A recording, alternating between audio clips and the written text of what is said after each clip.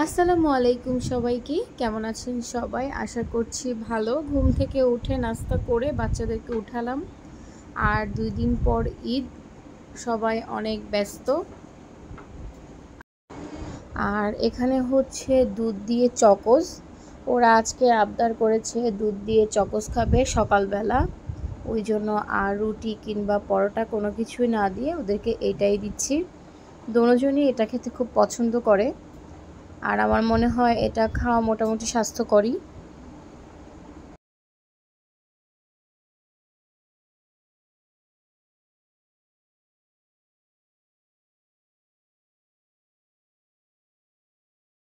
তারপরে চলে আসলাম বিছানা গোছাতে। আর যেহেতু আজকে অনেক কাজ, বাসা সব কিছু ভালোভাবে ক্লিন করব, ওই জন্য আগে হচ্ছে বিছানার চাদরগুলো তুলে, 2টা বিছানারই চাদর তুলে তারপর হচ্ছে সেগুলো বিছাবো। আর বাদ বাকি কাজগুলো মোটামুটি অনেকটা কালকে করেছি, আর আজকে হচ্ছে বাকিটা করব। বাচ্চা কাচ্চা থাকলে একটা চাদর 1 সপ্তাহের বেশি আসলে যায় না। অনেকে আমাকে প্রশ্ন করতে পারেন, আপনি ক্যামেরার সামনে আসেন না, তারপরও ভিডিও করছেন। আসলে পর্দা সব কিছু আমি চাচ্ছিলাম না ক্যামেরার সামনে আসতে। আবার যেহেতু ভিডিও করাটা আমার দরকার, যেহেতু আমি এটাকে কাজ হিসেবে নিয়েছি, এটাও করতে চাচ্ছিলাম। তো কথা বলতে বলতে এদিকে হচ্ছে আমার বিছানা গোছা হয়ে গেল একটা আর কি। তারপরে তো হচ্ছে আমার ছেলের বিছানার অবস্থা।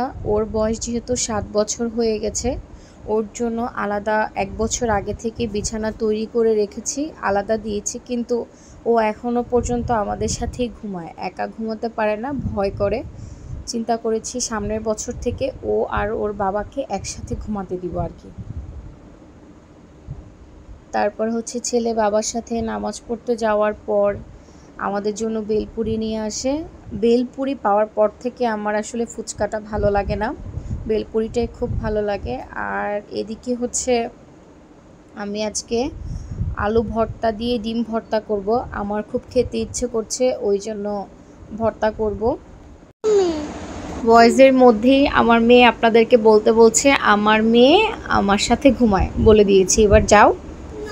তো আমার ভর্তা খেতে খুব ভালো লাগে। আর ঝাল একটু বেশি ঝাল খেতে পারতাম না আগে, তবে এখন একটু একটু মোটামুটি ঝাল খাই, খেতে ভালো লাগে। তো এরই মাঝে বলে রাখি, আমাদের ভিডিও ভালো লেগে থাকলে অবশ্যই পেজটা ফলো করে দিবেন।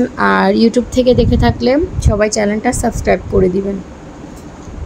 তো আজকের ভিডিও আমার এই পর্যন্তই ছিল। সবাই ভালো থাকবেন, সুস্থ থাকবেন, আমার ছেলে মেয়ের জন্য দোয়া করবেন। আল্লাহ হাফেজ।